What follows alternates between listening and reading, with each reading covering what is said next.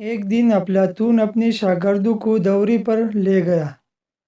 وہ سبز رنگ کے پہاڑوں میں اور میدانی علاقوں میں گھومے اور افلاطون سے فلسفہ سیکھا۔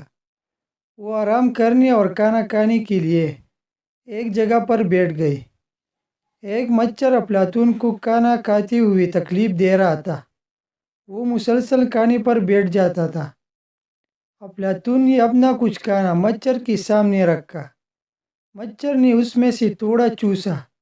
افلاطون نے اپنے شاگردوں کو مچھر پر نظر رکھنے کا کہا۔ افلاطون کے کہنے پر ایک شاگرد جس کے ہاتھ پر تھوڑا زخم تھا، اس نے اپنی ہتھیلی مچھر کے قریب کی۔ مچھر وہاں سے اٹھ کر اس کی زخم پر آ بیٹھا اور خون چوسنے لگا۔ اب افلاطون نے مچھر کے قریب ہی ایک بوسیدہ سیب رکھ دیا۔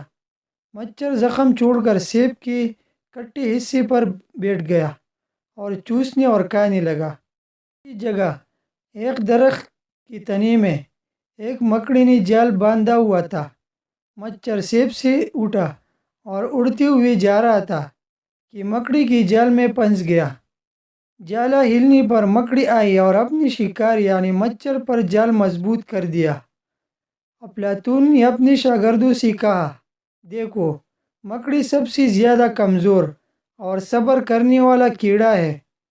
وہ اپنے شکار کے لیے جال بچھا کر پورا دن انتظار کرتا ہے اور کبھی کبھی کئی دن تک، اور جب وہ شکار کرتا ہے تو اسے کئی دنوں تک آہستہ سے استعمال کرتا ہے۔ وہ لالچی نہیں ہے، لیکن آپ نے مچھر کو دیکھا، یہ لالچی ہے اور اس کے پاس صبر نہیں ہے۔ جب وہ خون پر بیٹھا ہوا تھا تو آپ نے دیکھا کہ وہ جلدی سے دوبارہ کھانے پر بیٹھنا چاہتا تھا، کیونکہ وہ کبھی بھوک نہیں جھٹک سکتا۔ انسان کی بہت ساری پریشانیاں اس کی لالچ اور اسراف کا نتیجہ ہے۔ وہ لوگ جو برائی کی عادت میں مشغول ہوتے ہیں، برائیوں پر جاتے ہیں، مگر اچانک موت کا جال انہیں پکڑ لیتا ہے۔